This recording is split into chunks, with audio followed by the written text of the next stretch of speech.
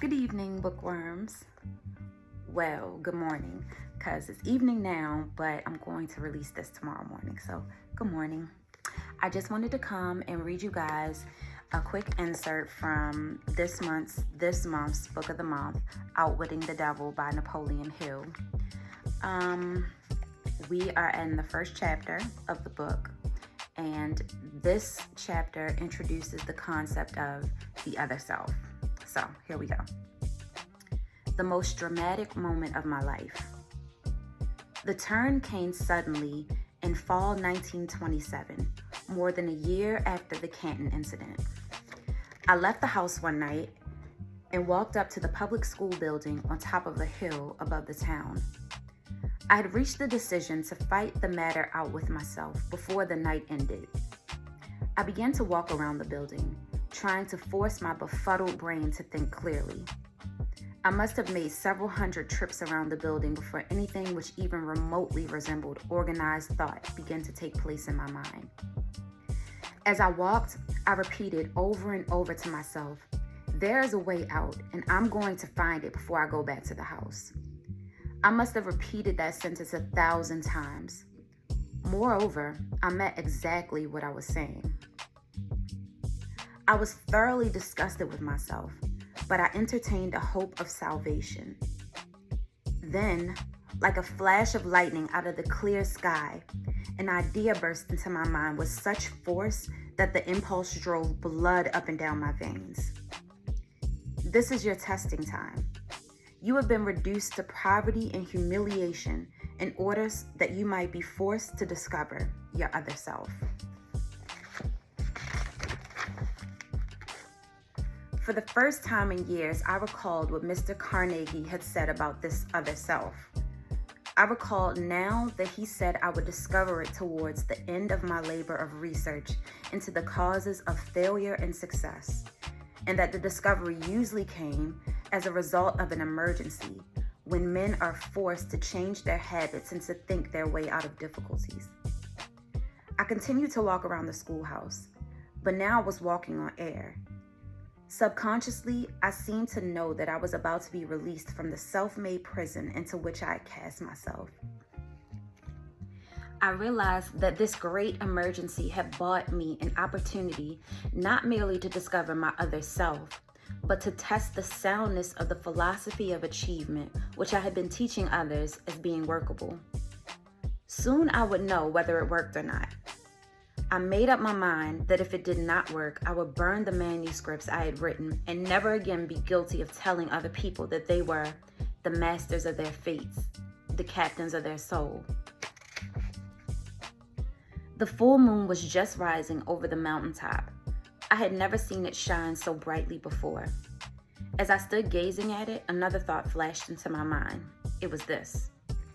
You have been telling people how to master fear and how to surmount the difficulties which arise out of the emergencies of life. From now on, you can speak with authority, because you are about to rise above your own difficulties with courage and purpose, resolute and unafraid. With that thought came a change in the chemistry of my being, which lifted me into a state of exhaustion I had never known before. My brain began to clear itself of the state of tiredness in which it had lapsed. My faculty of reason began to work once more. For a brief moment, I was happy to have the privilege of going through those long months of torment, because the experience provided an opportunity for me to test the soundness of the principles of achievement which I had so laboriously wrestled for my research.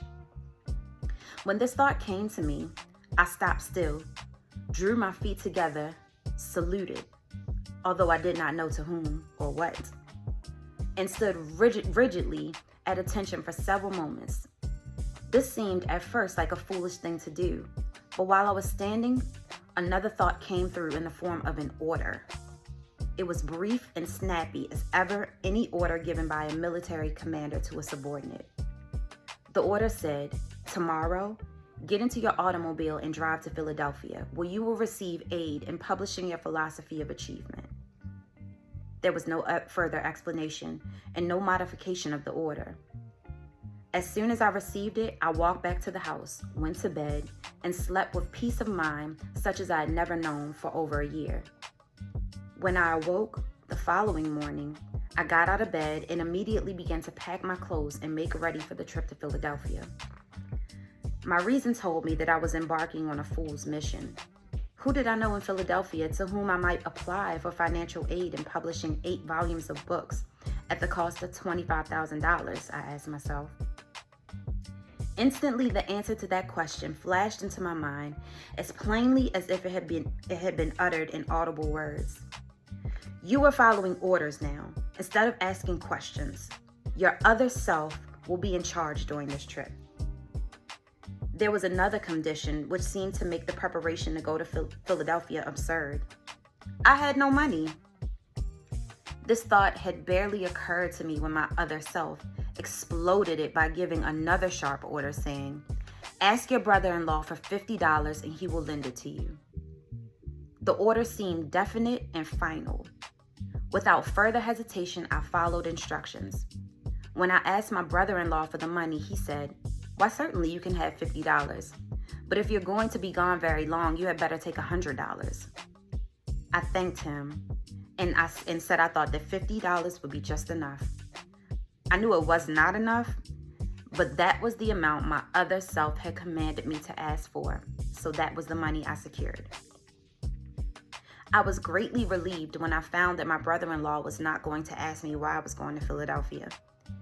If he had known all that had taken place in my mind during the previous night, he perhaps would have thought I should go to a psychiatric hospital for treatment instead of going to Philadelphia on a wild goose chase. My other self takes command. I left with my head telling me I was a fool and my other self commanding me to ignore the challenges and to carry out my instructions. I drove all night, arriving in Philadelphia the next morning. My first thought was to look up a modestly priced boarding house where I could rent a room for about $1 a day. Here, again, my other self took charge and gave the command to register at the most exclusive hotel in the city. With little more than $40 of my remaining capital in my pocket, it seemed like financial suicide when I marched up to the desk and asked for a room. Or rather, I should say, I started to ask for a room when my newly discovered other self gave the order to ask for a suite of rooms, the cost of which would about consume my remaining capital in 2 days. The bellboy picked up my bags, handed me my claim check for my automobile, and bowed me toward the elevator as if I were the Prince of Wales. It was the first time in more than a year that any human being had showed me such deference. My own relatives with whom I had been living, far from having shown me deference, have felt I was a burden on their hands, I'm sure. And I'm sure I was, because no man in the frame of mind that I had been in for the past year could be anything other than a burden to with whom he came into contact.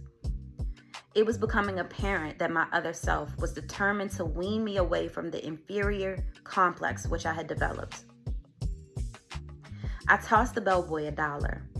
I started to estimate what my hotel bill would be by the end of the week when my other self commanded me to get my mind entirely off all thoughts of limitation and to conduct myself, for the time being, just as I would if I had all the money I wanted in my pockets. The experience I was passing through was both new and strange to me. I had never posed as being anything other than what I believed myself to be. For nearly half an hour, this other self gave orders which I followed to the letter during the subsequent period of my stay in Philadelphia. The instructions were given through a medium of thoughts which presented themselves in my mind with such force that they were readily distinguishable from my ordinary self-created thoughts. I received strange orders from a strange source. My instructions begin in this fashion. You are now completely in charge of your other self. You are entitled to know that 2 entities occupy your body, as in fact 2 similar entities occupy the body of each living person on earth. One of these entities is motivated by and responds to the impulse of fear. The other is motivated by and responds to the impulse of faith. For more than a year, you have been driven like a slave by the fear entity. Night before last, the faith entity gained control over your physical body, and you are now motivated by that entity. For the sake of convenience, you may call this faith entity your other self. It knows no limitations, has no fears, and recognizes no word as impossible. You are directed to select this environment of luxury in a good hotel as a means of discouraging the return to power of the fear entity. That fear-motivated old self is not dead. It has merely been dethroned, and it will follow you around wherever you go, awaiting a favorable opportunity to step in and take charge of you again. It can gain control of you only through your thoughts. Remember this, and keep the doors to your mind tightly closed against all thoughts which seek to limit you in any matter whatsoever, and you will be safe. Do not permit yourself to worry about the money you will need for your immediate expenses. That will come to you by the time you must have it. Now let us go to business. First of all, you should know that the faith entity now in charge of your body performs no miracles, nor does it work in opposition to any of nature's laws. As long as it is in charge of your body, it will guide you when you call on it through impulses of thought, which it will place in your mind, and carrying out your plans through the most logical and convenient natural medium available. Above everything else, get this fact clearly fixed in your mind that your other self will not do the work for you. It will only guide you intelligently to achieving for yourself the objects of your desires. This other self will aid you in translating your plans into reality. Moreover, you should know that it begins always with your major and most pronounced desires. At this time, your major desire, the one that brought you here, is to publish and distribute the results of your research into the causes of success and failure. You estimate that you will need approximately $25,000. Among your acquaintances, there is a man who will supply you with this needed capital. Begin at once to call into your mind the names of all persons of your acquaintance whom you have reason to believe might be induced to furnish the financial capital you require. When the name of a logical person comes into your mind, you will recognize it immediately. Communicate with that person, and the aid you seek will be given. In your approach, however, present your request in terminology such as you would use in the usual course of business transactions. Make no reference whatsoever to this introduction you have had to your other self. If you violate these instructions, you will be met with temporary defeat. Your other self will remain in charge and continue to direct you as long as you rely upon it. Keep doubt and fear and worry and all thoughts of limitation entirely out of your mind. That will be all for the present. You will now begin to move of your own free will precisely as you did before you discovered your other self. Physically, you are the same as you have always been. Therefore, no one will recognize that any change has taken place in you. I looked around the room, blinked my eyes, and to make sure that I was not dreaming, I got up and walked over to the mirror and looked at myself closely. The expression on my face had changed from one of doubt to one of courage and faith. There was no longer any doubt in my mind that my physical body was in charge of an influence far different from the one which had been dethroned 2 nights before as I walked around that schoolhouse in West Virginia.